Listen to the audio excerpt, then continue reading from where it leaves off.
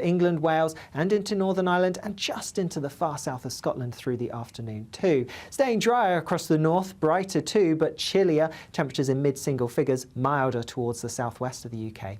As we go towards Wednesday, it's another unsettled picture for much of the UK. Many areas will be cloudy, outbreaks of rain, which could be a little bit heavy at times. Always the best chance of seeing some bright sunny weather will be across northern parts of Scotland, but holding on to that chilly feel there. Otherwise, and more wet weather to come as we go through Thursday, could be some disruptive rain around. Friday's looking drier. Bye-bye. That warm feeling inside from Boxed Boilers, sponsors of weather on GB News.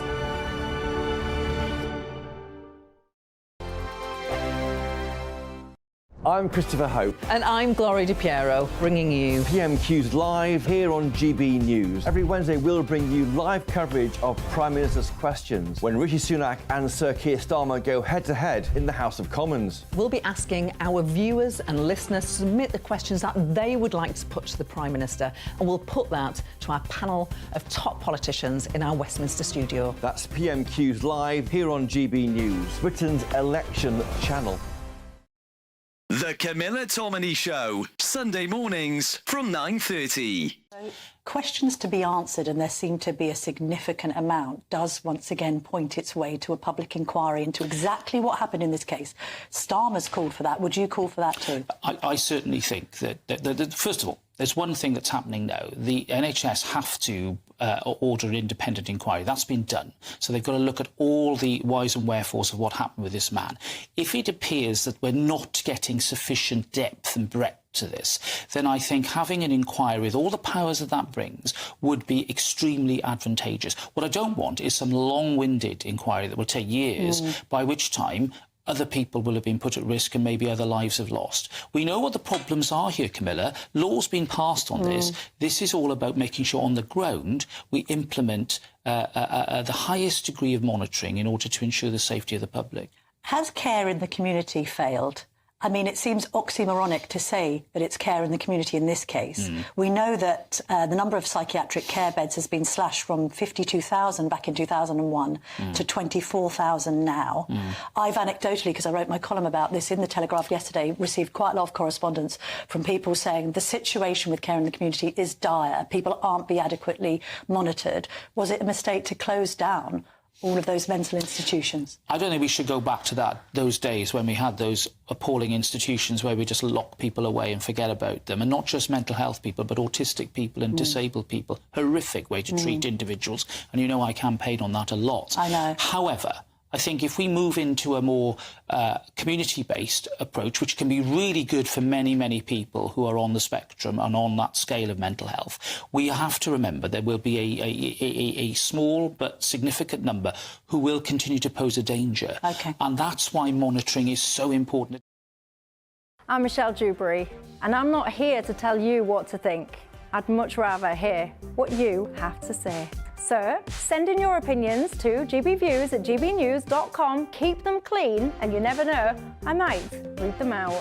With my panel here on Jubes & Co, we debate, we get stuck into the issues of the day on a show where all views are welcome, especially yours.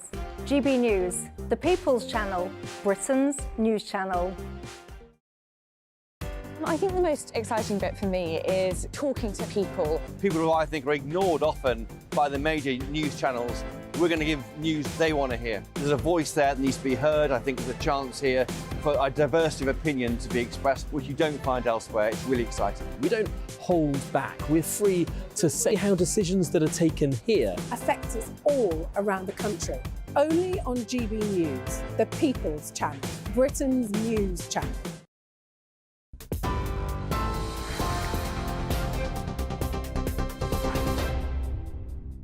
The top story from the GB newsroom tonight, the Prime Minister has been defending his government's economic record during a live appearance on the GB News People's Forum tonight.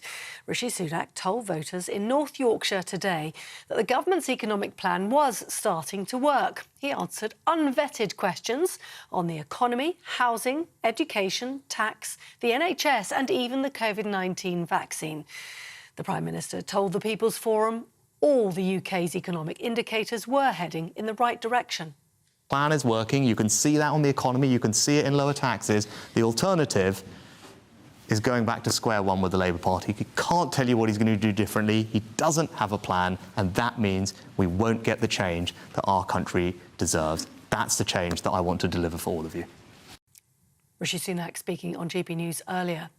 Well, in other news, Labour has withdrawn its support for Rochdale by-election candidate Azhar Ali following criticism of remarks he made about Israel. Mr Ali had apologised after he was recorded at a meeting of the Lancashire Labour Party suggesting Israel had taken the October 7th Hamas assault as a pretext to invade Gaza.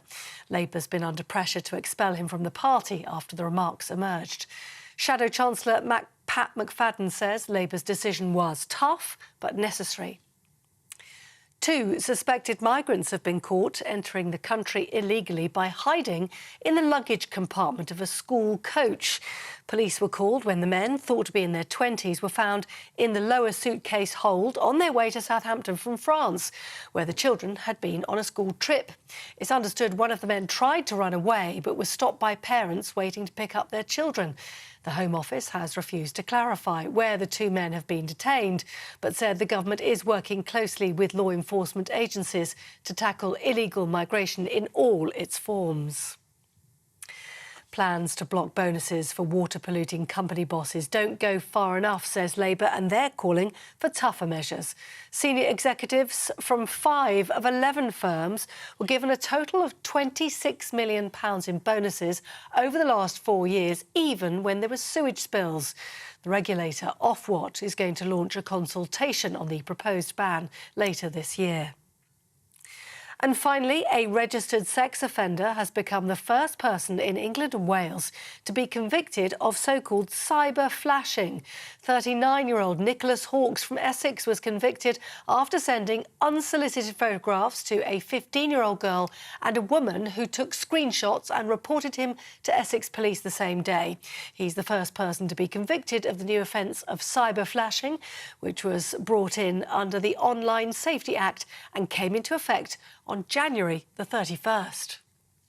For the very latest news stories, do sign up for GB News Alerts by scanning the QR code on your screen or go to gbnews.com/alerts.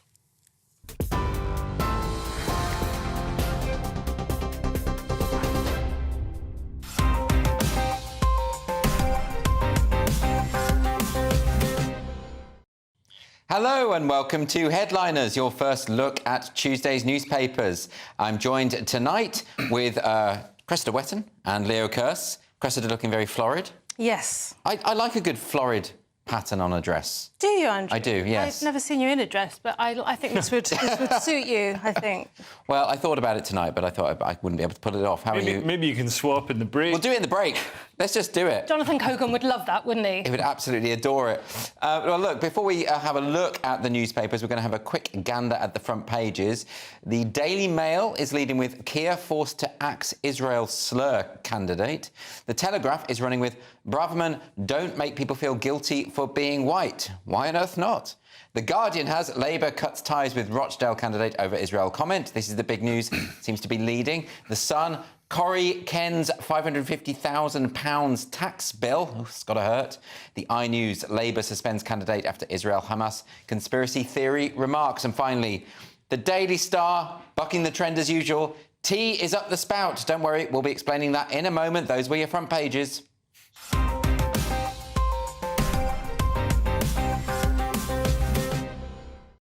Right, we're going to kick off by looking at the front cover of Tuesday's Daily Mail. Leo. So Labour are in trouble in Rochdale. When I first heard about this, I assumed they were covering up for more grooming gangs. But no, this is something different. Labour's withdrawn its support for its candidate, Azhar Ali, who's the candidate for the Rochdale by-election in the wake of controversial comments he made about the 7th October attacks on Israel. He basically said or suggested that Israel was complicit in it or had planned it or had allowed it to happen. It's surprising how far those mad conspiracy theories go. I've heard all sorts of people saying that you wouldn't have expected saying stuff like that. And it's actually a bit troubling, isn't it? I mean, these people are just falling for nonsense. Well, yeah, but on the other hand, I mean, Israel is the most surveilled. I mean, that's one of the most surveilled borders in the entire world, the border between Israel and Gaza. Mossad is supposed to be the best intelligence agency in the world. And somehow they didn't notice for that hours. Requires an investigation, not massive speculation and just assumption based on absolutely zero evidence, right? You know, but that's the thing. We've got to...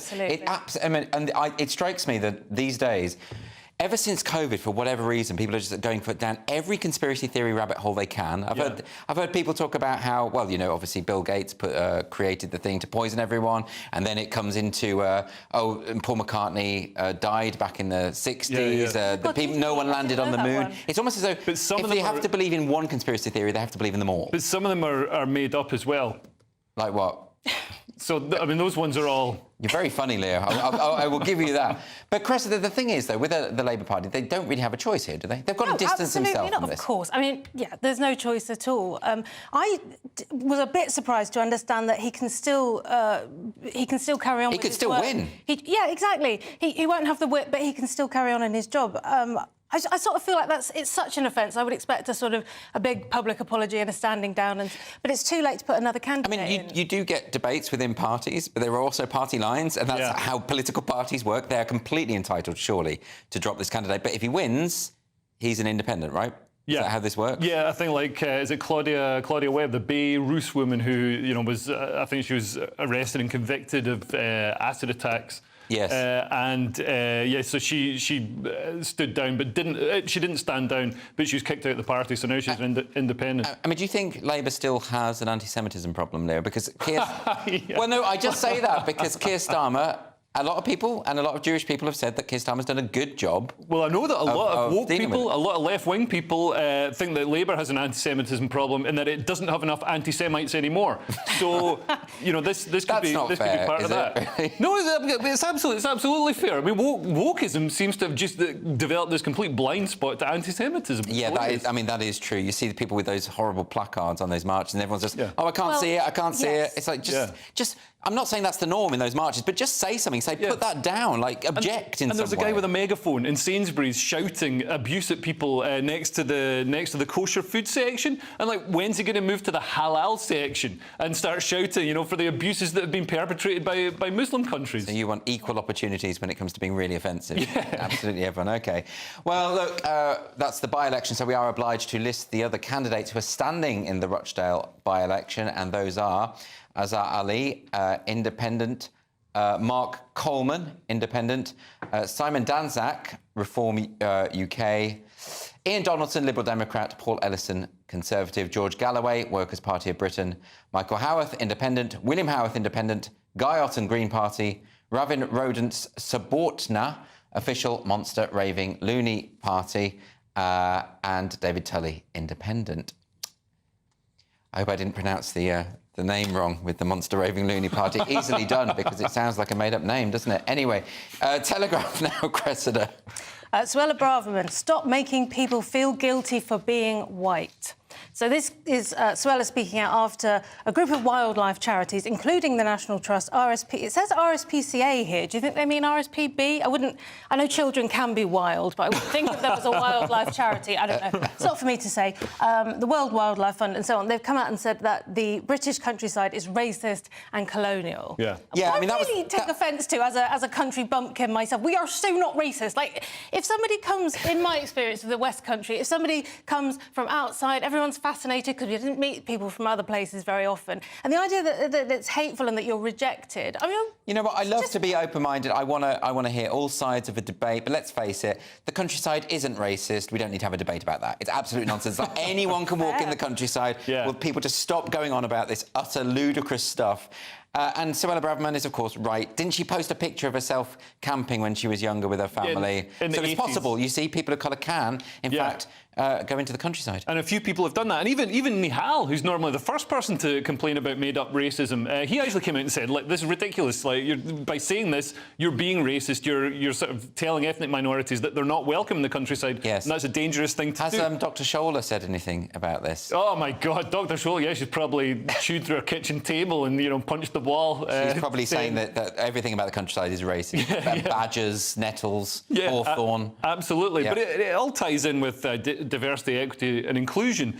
So these people need a constant supply of racism to justify their existence. So every inclusion officer needs something to fight against. They've got a big sword. They need a dragon to kill. Yeah, but can't they pick something a bit more convincing than the countryside, which obviously isn't? There is no more racism. You've got to make it up. This is a sign of great success in this country, that now people are like, the trees and the fields are racist. It's obviously, there's nothing left that's racist. There's some racism in the wildlife charities, I would argue, but... Well, yeah, sure. If they're saying that black people will find it difficult to go to the countryside, that's kind of racist. Yeah, absolutely. Absolutely. So this is absurd. So good on Suella Braverman, I think, for taking a stand against this absurdity. So weird that she has to, and that becomes front-page news. Anyway, those are the times we're living in. Let's move on to The Guardian. Leo, I think you've got this. So Brianna Gay's mother warns tech bosses that more children will die without action. So she wants, the tragic death of Brianna to be the sort of tipping point that incentivises change on the internet. And I'm in two minds about this, because obviously any sort of restriction of our freedoms by the state is very worrying. We see how that works out in China. But then on the other hand, apparently the killers had been able to access violent content on the dark web. Children do have access to horrific pornography and violence and things. Yeah, I want to ask you about that, because I think the first thing to say is obviously Brianna Ghey's mother is going to be in a very distressed state at the moment, and we should listen to what she's got to say about this. And it looks like, but I do share your reservations in terms of any kind of online censorship. However, the dark web, as I understand it, is already illegal, isn't it? Like, this isn't something that we're permitted. I don't think it's illegal to just go on the dark web. Well, I don't. But there are definitely illegal aspects to it, like the kind of videos they were downloading, those sort of things are in fact already illegal, right? But then, I follow on Telegram, which is that's not part of the dark web. I follow Russian medic posts, which post horrific injuries from the war. Yeah, and you could argue that those are totally legitimate, fair enough. It's showing you as an adult what's going on, and a child could still get hold of that. I mean, but I appreciate what you're saying. Those are darker videos. But it's not a censorship issue insofar as if material is already illegal, then of course you shouldn't have access to it. That's not a free speech thing. But then there's the other question of how did the children get access to this? How did why weren't they being supervised? Why weren't they being monitored? What's going on there? Well, yeah, and it's something that you don't want to bring up, parental supervision, because it sounds like victim blaming. Yes. But this is a very complicated. The whole case is incredibly complicated, and sometimes what happens with these things is you get this kind of legislation, like with David Amos when that happened. Suddenly we had discussions about further bans or further social media censorship, which was actually unrelated to the actual thing. At least in this case, there is a connection between the material they were watching. So then the question comes: to what extent did that material cause the crime? Or were they attracted to that kind of material because they were of that nature, that kind of sociopathy, that would appeal to them? And is it, half of one and half of the other? Yeah, who knows? OK, let's move on now. This is the Daily Star. Obviously, they're not going the same way as everyone else. Why would they? Absolutely not. They're trailblazers. Tea is up the spout. Finally, we're going to be paying attention to what's happening with the Houthis. So, UK in crisis as Houthi-fuelled tea shortage could lead to shopper revolution. So, actually, this is a political story. Like this is the Houthi rebels bombing tea boats. Ha, ha, ha, carry on, Britain. We've run out of tea, now we're going to care, is the gist of this. OK. So it says that shoppers threatened a revolution after being warned they may struggle to find one of the nation's favourite drinks on the shelves. I don't know who these shoppers were. Maybe they're friends with the boffins at the start. I don't know. They didn't, did they? But look, it was good. There was no revolution threatened, I don't think. But it's good that the Daily Star got to use the word boffins again. They've said that boffins have revealed that tea drinking helps people live longer. Do you believe that, Leo? I believe it could help you live longer than not drinking anything at all. Yeah, you do need some fluid at some point. I mean, what's interesting is you can see the sort of digital boat logs as the boats transit through the Red Sea, and they've started putting crew are all Muslims to stop Houthi rebels shooting at them. That's a bit like putting the this is a black-owned business during the Black Lives Matter riots and hoping that they would pass over you. Yeah. But it didn't quite work, did it? Yeah, and also it's backfiring on China because, I mean, China is, if not sponsoring some of these rogue states like Iran, it's certainly aligned with them, and they're going to stop Chinese exports coming to the West. 30% of all world trade goes through that Red Sea. OK, well, the Daily Star actually dealing with something serious then, in a kind of roundabout way. But those are the front pages, thoroughly examined. But coming up, we get hands-on with fake religious conversations, the International Health Service, and Biden be gone. See you in a moment. I think the most exciting bit for me is talking to people. People who I think are ignored often by the major news channels. We're going to give news they want to hear. There's a voice there that needs to be heard. I think there's a chance here for a diversity of opinion to be expressed, which you don't find elsewhere. It's really exciting. We don't hold back. We're free to say how decisions that are taken here affect us all around the country. Only on GB News, the People's Channel, Britain's news channel. Good afternoon, Britain. Weekdays from midday. Elon Musk has announced that the first patients to receive a groundbreaking brain implant from Neuralink is recovering well. This is all a bit odd. The product, called telepathy, uses a robot to surgically place a computer chip in a region of the brain that controls movement. Yes, Elon Musk says that the first goal is to enable people to control a phone or a computer just by thinking. He says that initial tests show promising signs of brain activity, meaning that patients with paralysis could one day overcome their conditions. Not sure about this one. Joining us to discuss this breakthrough is applied futurist Tom Cheesewright. Tom, this sounds, slightly terrifying. I certainly think a lot of people will be thinking this is something out of a sci-fi horror rather than reality. But this is a technology that's been a long time coming. We've been developing direct brain-computer interfaces for a long time, mostly for the sort of therapeutic reasons that are the initial goal, at least, of Elon Musk's Neuralink, to allow people who are perhaps quadriplegic to have direct control via their brains of initially a smartphone and maybe ultimately artificial limbs or a wheelchair. It does seem fascinating how quickly this technology is moving on. I saw demonstrations perhaps a year or two ago of people playing a very simple Pong game just by thinking, moving sort of one line on a screen up and down. This seems like potentially there has been a breakthrough that means far more complex things can be controlled just by thinking. Well, there's lots of different aspects to this technology. The initial attempts to interface with the brain used actually quite thick prongs almost that went into the brain, and they were quite solid, and so if the brain moved, they could potentially cause damage.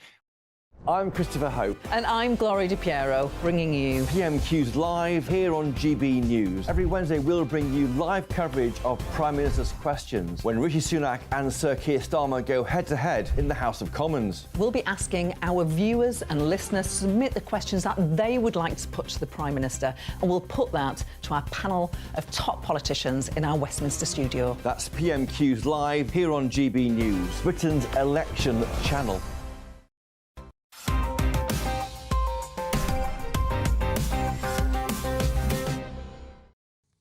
Welcome back to Headliners, your first look at Tuesday's newspapers. I'm Andrew Doyle. I've got Leo Kirst with me and also Cressida Wetton.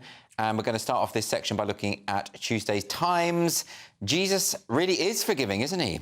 Yeah, so this is about the judges letting criminals use Christianity to escape deportation. So asylum seekers, including murderers, sex offenders and drug dealers, are using religious conversion to stay in the UK, which is basically when they pretend that they're Christian and then they successfully argue in front of these wet judges, in front of the Home Office who hate Britain and want to fill it with murderers and sex offenders. They say, well, if I get sent back to whatever, horrible country I come from, I'll be persecuted because I'm Christian now, even though they could just go back and not tell anyone. Like, maybe just don't get off the plane and be like, hey, guess what, guys, I'm Christian. Who wants to stone me to death? You know what I mean? Just don't tell anybody.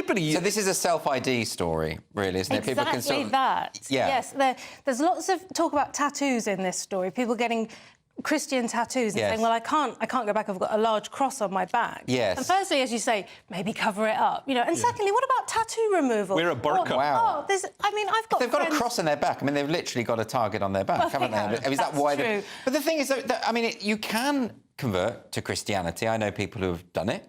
And, are you saying that experience is not valid, Leo? Yeah. What if they genuinely have found Christ? I'm saying it's 100% not valid in any of these cases. Maybe like one person converted legitimately. But what I'm saying is it does happen, right? It's feasible. It's more possible when their cases come. It was one guy who did it 11 days before he was due to leave, which does make you a bit suspicious. And some of the stories that they've come out with, when they get questioned to see how committed they are as a Christian, one woman said that Lent is a celebration 4 weeks before Christmas when you light a candle. Maybe it is in her world. Another person referred to Black Friday instead of Good Friday. So Good Friday isn't a Christian holiday where you buy televisions cheaply. What if you worship Mammon? Another one said that being a Christian is freedom and you can drink alcohol and be with girls.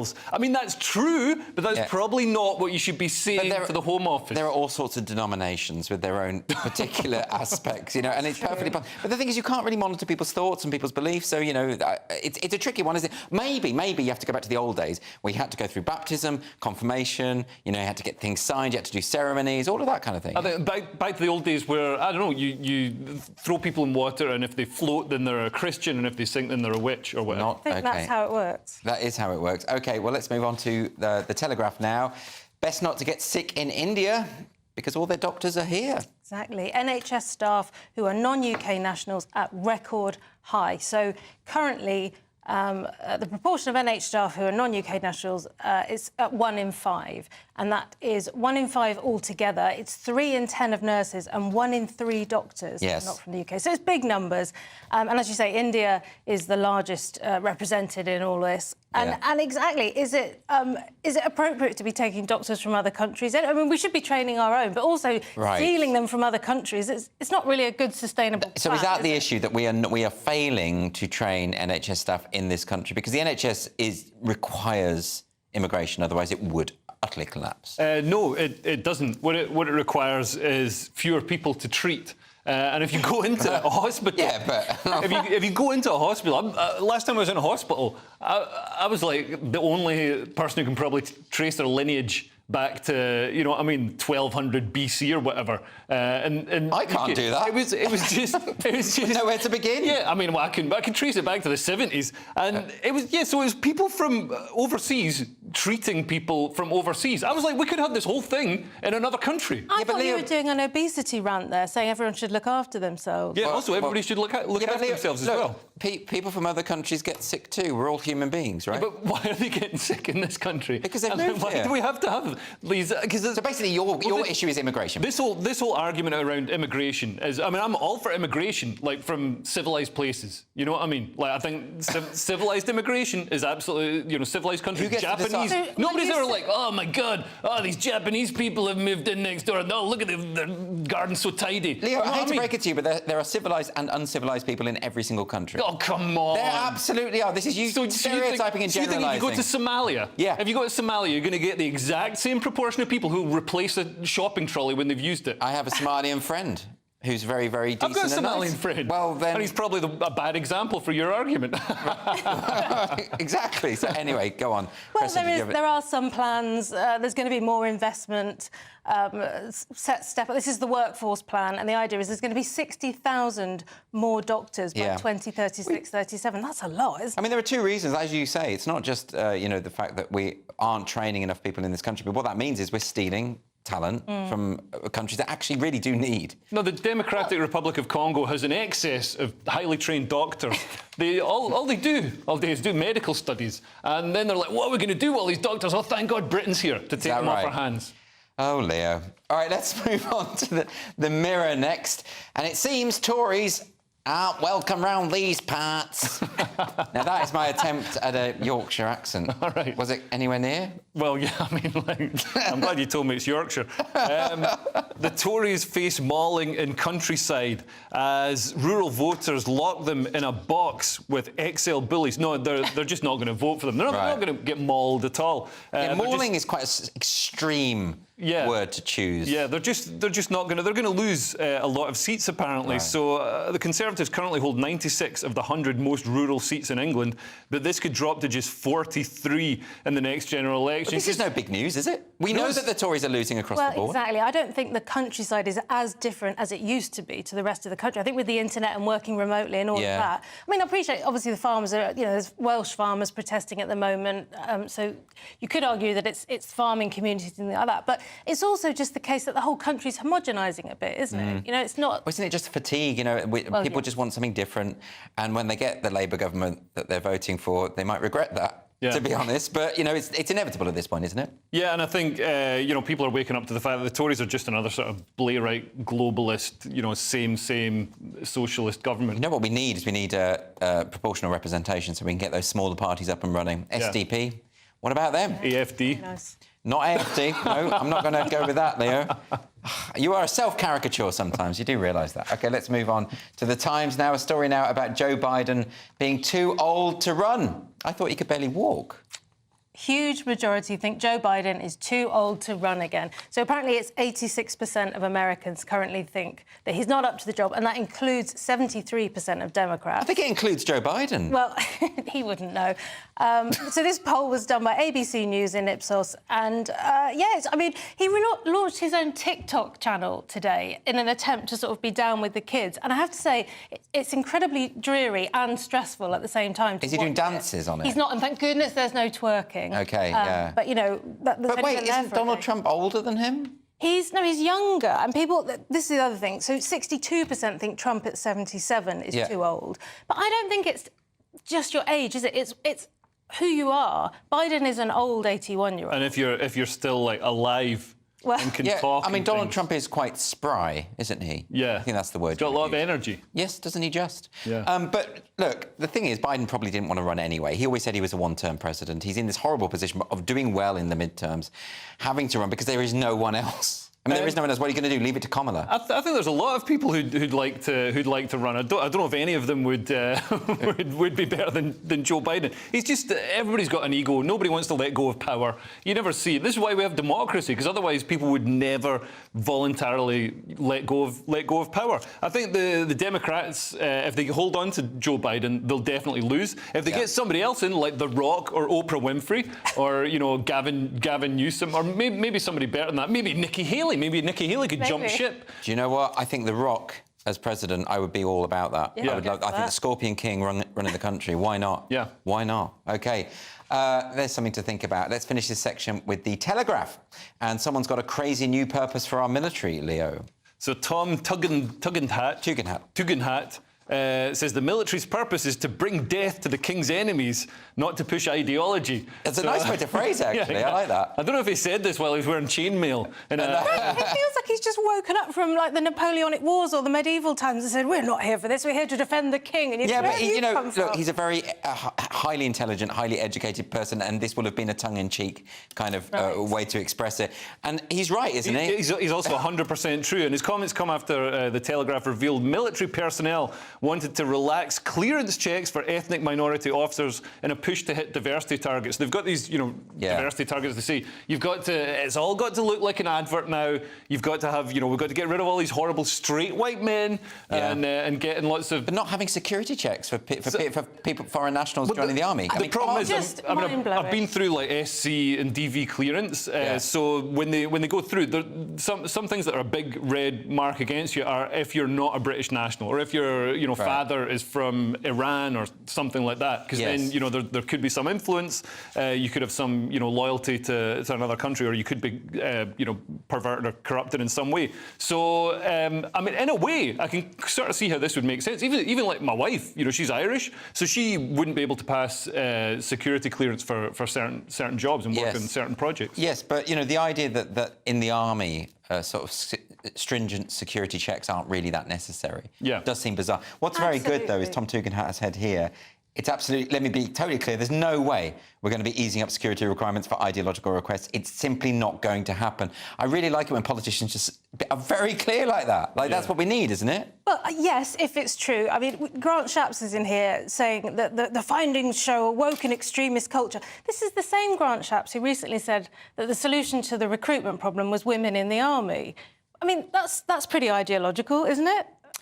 Maybe. All right, well, look, we're out of time for this section and we're at the halfway point. We've got plenty to come to keep you hooked until bedtime, so please do not go to sleep. We've got Jews hounded out of the theatre, anti-smoking as a religion, and Labour fining pensioners. See you in a moment.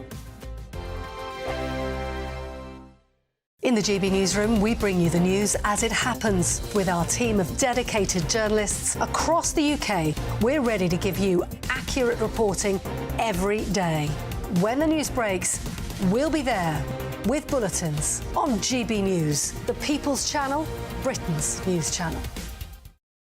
Lee Anderson's Real World. Fridays from 7 p.m. Dr. Jane Jones, who's the clinical lead for Care After Combat. Yep. Jane, thanks for coming. And just tell me a little bit about your organisation. What do you do?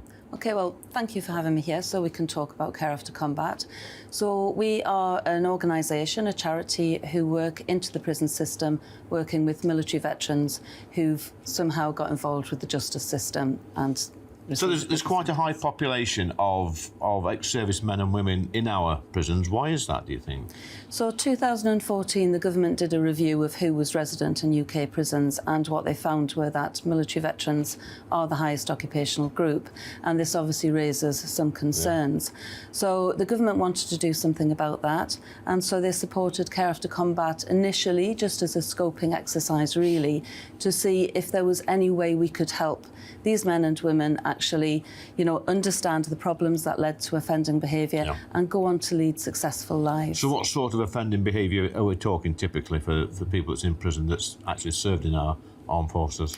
Primarily, it's violence. Yeah. So that is the highest offence that we work with. Okay. But of course, the military, as with everybody else, it's the full range of offender behaviour. OK, so we're in a pub, Jane, Dr. Jane, and I guess for some people, the odd tip of alcohol is good, a bit of fun of a weekend, relax, let your hair down.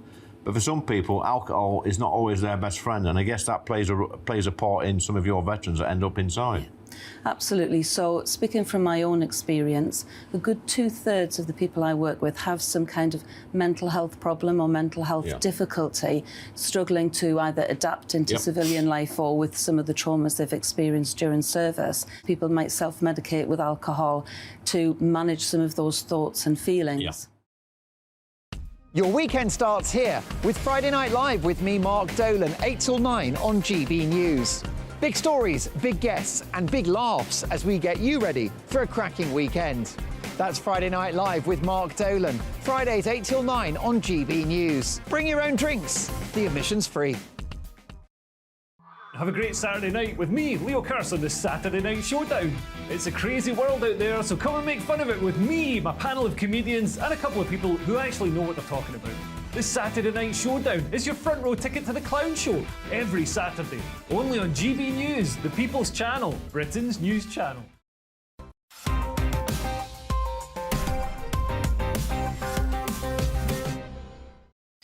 Welcome back to Headliners, your first look at Tuesday's newspapers. I'm Andrew Doyle. I'm here with Leo and Cressida. We're going straight into Tuesday's Express, which has a story about a revival show at London's Soho Theatre of a production from 1930s Germany. Comedian screamed at Israeli man to leave London show for not cheering Palestine flag. So this is a story about comedian Paul Curry, who's got a show on at Soho at the moment. And he's accused of having been anti-Semitic after reportedly kicking out an Israeli man from his audience. So apparently the show was it's a non-verbal comedy show. I don't know, it's Soho, isn't it? Soho Theatre, it's a bit alternative. That's his style. And so this anonymous letter that's been shared on social media describes what happened. And he says towards the end of the show, he pulled out a box of props containing a Ukrainian flag and a Palestine flag. And he encouraged the audience to stand at the end of the show, a kind of standing ovation.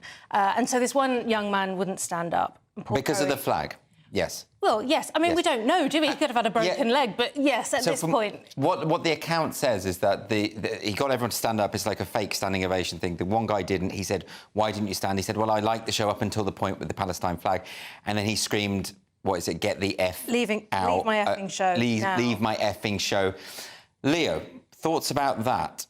Well, I think we're judging this based on one anonymous post on social media, and having been, the subject of anonymous posts on social media about my comedy shows, I don't know, just something about this doesn't smell right to me. The fact that, he ended a comedy show with basically a pogrom against Jewish members of the audience, I don't believe that the audience would have just been like, yeah, come on, let's kick out the Jews. So, it's just, come on. Well, so you're absolutely right, we weren't there. Josh Howie has been in touch with one of the people who was there, and he says it was very accurate in terms of, but it, not. Let's just clarify. Well, this is another thing. I mean, I think it's sad to see comedians going after other comedians. Everybody's got their thing that they get offended by, their own pet subject, and as soon as you touch that, all of a sudden, these people, they're all for freedom of speech, say, "Oh no, this is the one thing you can't talk There's about." another issue there, isn't there? Here is not actually what the comedian did. So apparently, according to the account, when the screaming, when he screamed for him to get out, which you could say is a kind of avant-garde art thing, whatever, or funny, probably or really comedy. funny. I wasn't there. I don't know. I can imagine that being hilarious. The other audience members stood up and joined in this shouting. Cressida. Well, according to the account, got to their feet and shouted "Free Palestine" and "Get out" at these now, I think, 4 people some more people joined this and said, "We're not going to be part of this." And this person talks about going up to the bar, talking to the staff, trying to get some help, not really being accepted. The complaint wasn't taken seriously in the moment. Yes. But anybody who goes to the Soho Theatre is going to be the wettest wipe in the world and just looking for someone to get offended by. That's why I would never get booked by the Soho Theatre. They're like, "Oh my God, this guy is transphobic, he's racist, he votes Tory," So it's kind of interesting, though, as an ethical question, is to what extent are performers responsible for how the audience behave in their shows? I mean, that's kind of an interesting debate. I sign a waiver at the start of my shows saying that I'm responsible for the entire activity of my audiences throughout their life. Throughout their life? Yeah.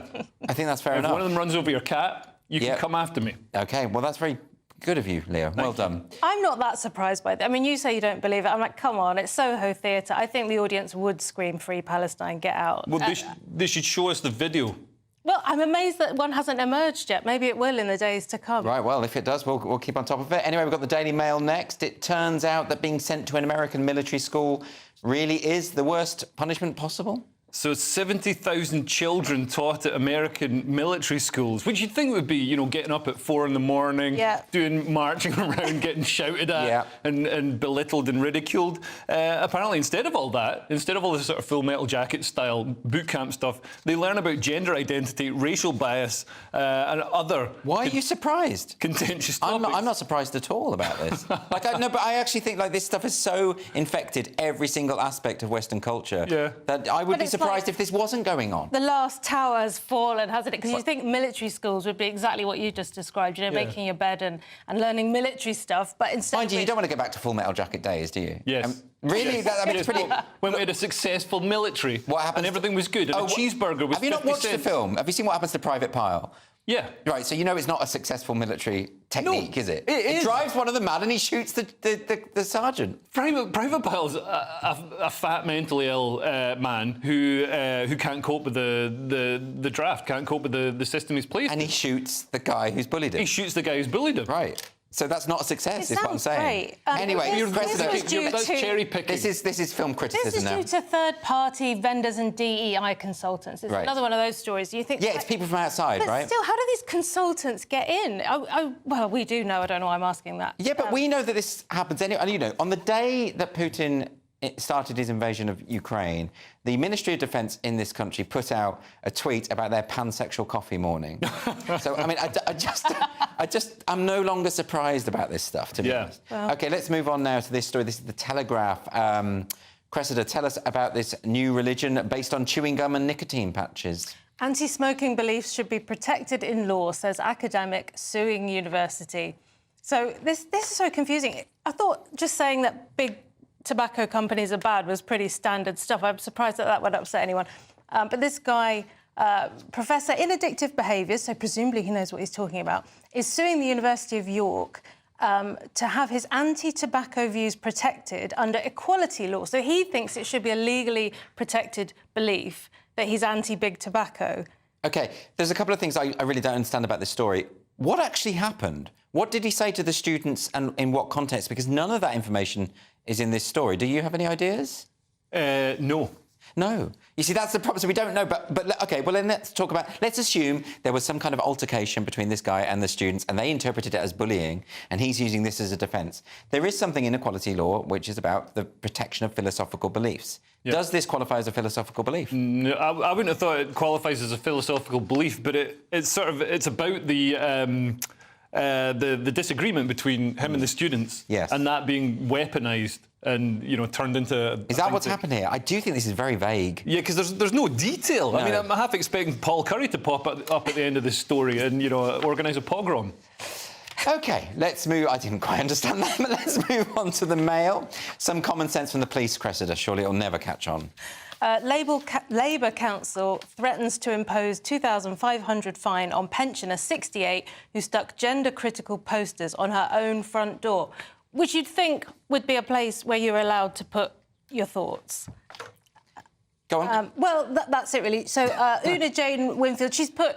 so there's a copy of Helen Joyce's book. What's it called? I don't know what it's called. Trans When Ideology Meets Reality. Yes. So she's put a picture of that, and then she's also put an image of some trans men, I suppose, they look very young.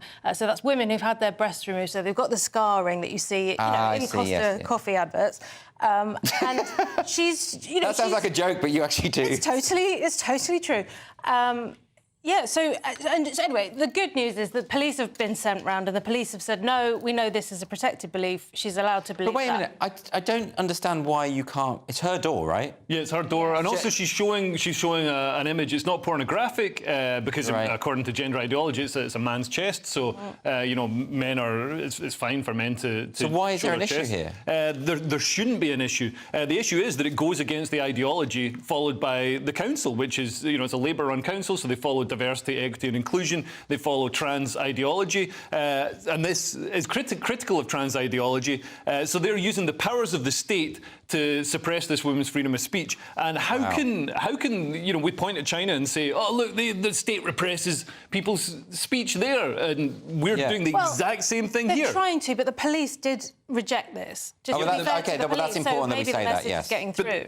But this isn't a police issue. The community protection notice is something issued by the council. So this is a Labour council enforcement thing. This is a fine that they can issue. It doesn't require the police to do it.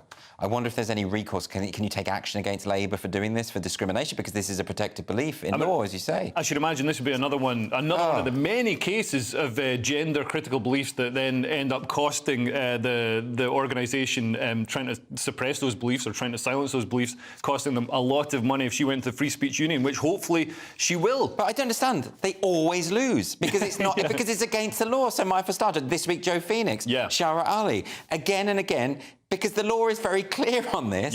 So why do they keep saying, oh, let's just ignore the law and hope we get away with it? What the hell is going on? And when it's an image that is... See, I've seen the same sort of image, you know, trans models with the zip, the scar on their breasts and tube station posters. So how can it be acceptable there, but then a woman can't put it on her own door? OK. Right, well, look, we have to go for another break now. Just one more section to go in Headliners. But coming up, we've got a dangerous wand, conned men, and what is popcorn brain?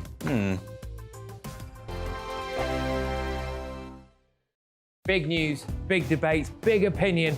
Patrick Christie's Tonight is the week's biggest show. Every weekday, 9 to 11 p.m, we've got the inside track on the day's top stories. There'll be sharp takes you won't get anywhere else. We will set the news agenda, not just follow it, and I want to bring you along for the ride. Whatever it is, we'll have our finger on the pulse. It's news, but it's this close to entertainment. Patrick Christie's Tonight, 9 to 11 p.m, only on GB News, the People's Channel, Britain's news channel. GB News Breakfast. Every day from 6 a.m. So the highway code was amended recently. Passed me by, but anyway, a new poll suggests this has made no difference to the safety of road users, and I could believe that. Yeah, there was an awful crash in London, wasn't there? A bus and a pedestrian yesterday. Fatality. So we're asking, is the highway code fit for purpose, or should we just scrap it altogether? That's our debate this morning, and we're joined by Danny Kelly. She argues highways are not fit for purpose, and cycling instructor Anna Hughes thinks they are. Good morning to you both. You see, Anna, I think it's a good thing. I think the highway code is a good thing. I just don't think that any of us pay any attention to it, or we should all be tested on it quite regularly, I would have thought. We should have revision courses in it. Yeah, I think you just summed it up, Eamon, by saying the changes passed you by. I actually asked a few of my fellow cyclists and pedestrians, what is classified as vulnerable road users, about this very thing. I said, has the new highway code made things safer for you? And most people said, not at all. Drivers don't know what it is. They don't know what the changes are. They probably don't know what the rules are to start with. And as you've just said, doing refreshers is a really good idea. It's a bit bizarre that we're given a license to operate this quite dangerous machinery, and then we're never tested again, and especially not on the highway code, which is, especially when it changes, why wouldn't we be retested on that or have to do refresher courses on it? You know, there are conflicts on the road, there are fatalities. It makes sense to be aware of what the highway code says, because it is there to keep us safe. Yeah, Danny Kelly, when I think back, I think it was 1999 I passed my driving test. Hardly any bikes on the road then, to be honest, probably virtually none. I'm Christopher Hope. And I'm Gloria Di Piero, bringing you PMQs live here on GB News. Every Wednesday, we'll bring you live coverage of Prime Minister's questions when Rishi Sunak and Sir Keir Starmer go head-to-head in the House of Commons. We'll be asking our viewers and listeners to submit the questions that they would like to put to the Prime Minister, and we'll put that to our panel of top politicians in our Westminster studio. That's PMQs live here on GB News, Britain's election channel.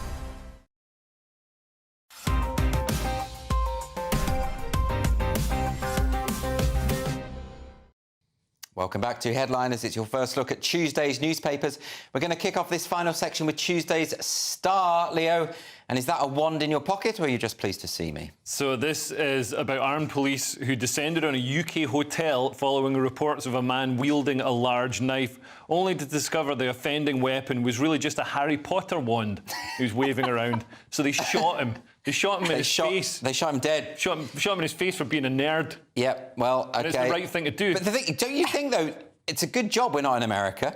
You could get shot for having a Harry Potter wand. Did he have a cape on? I'm picturing, I mean, presumably this was an adult. That's the way it sounds. Somebody posing around doing their spells. Was it? I don't know. It was a man. Adorable. OK, it is quite adorable. But I don't understand how you would confuse the wand for the knife. I mean, it doesn't even look... Because it's a long thing. So it could have been a cucumber. Cats mistake cucumbers for snakes. Do they? Yeah, they see them and they get scared and they jump in the air. Yeah, but don't call police when you see a cucumber, do you? No, well, you would if you're a cat. This is going into a surreal territory, so let's move on to another story now. This is The Independent. And men really are so stupid, aren't they, Cressida? Well, everyone is. Warning after huge rise in number of men being romance scammed. But apparently this is popular all over the place. It's just on the rise. It's so sad. I watch a lot of Dr. Phil and he covers this a lot. This is people... so this research is done by Nationwide. I suppose they're interested in who's being scammed. They look after a lot of money. And it says reports of men becoming victims of romance scams have increased massively, new figures suggest.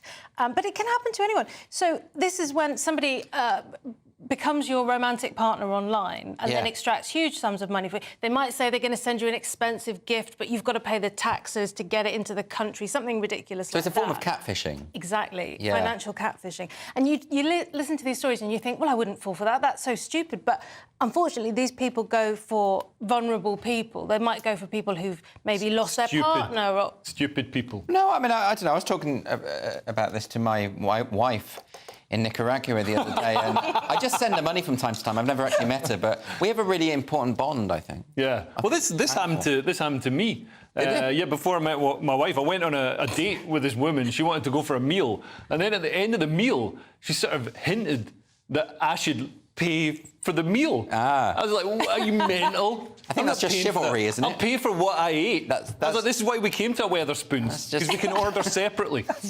That's chivalry, I would have thought. But, but you know what? I can understand. We're all desperate for love, and you know, when you see someone who's actually being nice to you for a change, and they put nice pictures up. Yeah. But look, on all these dating apps, people put up pictures that are nothing like themselves. They're normally 10 years out of date anyway. What's the difference to having a whole new identity? I mean, why not? 10 grand. And that is one of the red flags, apparently, having pictures that look surprisingly good. Yeah. So, so you've got to just go for ugly people. And people who keep saying we don't want to meet. I'm putting off meeting. Well, that is suspicious anyway, isn't it? Can you imagine sending any money to somebody you hadn't met? No, I think just speed dating's the way forward, isn't it? Do you? Well, maybe not, but meeting someone in the flesh, then. Shall we say that? Yes, face to face. Let's move on to this story. Popcorn brain, what on earth does that mean, Leo? So, popcorn brain could be the unexpected reason for your dwindling attention span. So it refers to the tendency for our attention and focus to jump quickly from one thing to another, like popping corn kernels. It's actually a terrible analogy because the corn pops once, so it jumps once, then it doesn't jump again. They're saying because we scroll on social media all the time, we've got no attention span, basically. And also all the algorithms are sort of there to sort of make us want to just open Facebook. There'll be notifications. Open Twitter, whatever it is, and then quickly scroll and jump onto something else, or we don't get absorbed. I get it. I mean, I've got a million different apps open at any given time, and there's always lots of things to do. Is it the case, though, that we are becoming popcorn-brained, that we are no longer able to focus anymore? I think so. There's an analogy with junk food, isn't there? You hear about hyper-palatable foods, which are high in salt, fat and sugar, and I think I've heard mobile phones described as hyper-palatable. They are designed so that it's hard to put them down. You get your little dopamine hit and then you want another one. Yeah. So it's like eating Pringles. Same problem. So what we should do is read books again. Well, that's what it says. It says schedule in time when you're not going to go online, and we'll go, yeah, I'll do that. And Leah, read another book. I know you've read one once. I read your book. Did you actually read my book? Okay. Yeah, I actually read it. I take it back. I shouldn't have mocked you. Was it good? Yeah, thought it was great. Very good. I'll give you another one. I'll write you another one. There we go. All right, let's move on to this story. No need for thermometers up the bottom anymore. Telegraph story, Leo. What's this? So calls for churchyards. I assume it's this. No, this is a different one. It's like, wait, this is actually Cressida's story, but why not? So they found these microbes that can help the police pinpoint the time of death, and the police didn't use thermometers up the bottom before. In case you wonder why you never saw that in Juliet Bravo. Oh, okay, I did. I saw the director's cut of that show. Cressida, so what's the point of this? Well, the point of this is that, contrary to what you might see in films, it's actually really hard to determine the time of death when you find a body. So this study has looked... They got 36 presumably donated to science bodies. I don't think these are 36 murder cases. To find out... so they thought that there was the microbes in the body. They thought that there's stuff coming out of your gut or whatever that begins to decompose the body. But what they found is that even if you put 36 bodies in all these different climates and so on, it's actually... There's something present in the soil and the bugs that come and begin to... Oh, blimey. Where did they get these bodies? Well, it doesn't say, Leo. It doesn't say. But there are people that donate their bodies to science, aren't there? But also, isn't this very good news? It means they can pinpoint the exact time of death? I mean, when they finally find Abdul Azidi, they can do that. They keep finding... The worrying thing about that is they keep finding other bodies in the Thames, but not him. It's like, where are these other bodies coming from? This has gone very macabre all of a sudden. Well, they'll be able to date them anyway. Well, look, I'm afraid the show is almost over. We are going to, before we end, take another quick look at Tuesday's front covers. So, the Daily Mail is leading with the main story of the day, which is Keir forced to axe Israel slur candidate. That's in Rochdale. Telegraph has Braverman, don't make people feel guilty for being white. Sound advice there. The Guardian has Labour cuts ties with Rochdale candidate over Israel comment. The iNews has that same story as well. Labour suspends candidate after Israel-Hamas conspiracy theory remarks. And finally, the Daily Star. Tea is up the spout. Houthi rebels have been bombing ships that are bringing us tea. That's the main story about that conflict. That's all we've got time for. Thanks ever so much to my guests, Leo Kearse and Cressida Wetton. We are back, of course, tomorrow at 11 o'clock and every night at 11 o'clock. Tomorrow it's going to be Josh doing his best to control Lewis and Paul. And if you're watching the 5am repeat, please do stay tuned because now it's time for breakfast. That warm feeling inside from Boxed Boilers, sponsors of weather on GB News. Hello, very good evening to you. Alex Burkill here again with your latest GB News weather forecast. It will be a bit chilly for some of us tonight with some showery rain around, but it's tomorrow when we're going to have the wettest weather in association with a low pressure system that is currently waiting out just to the west of us. However, back to the here and now, and we do still have some blustery winds, particularly towards northern parts as we go through the night, and there'll also be some showery outbreaks of rain pushing southeastwards across some parts of the UK, though many areas staying largely dry. Some clear skies as well, and under these clear skies temperatures will take a bit of a dip, mid-single figures towards the south, a little bit colder than this further north, some places dipping below freezing, so it could be a patchy frost, even some icy patches to watch out for further.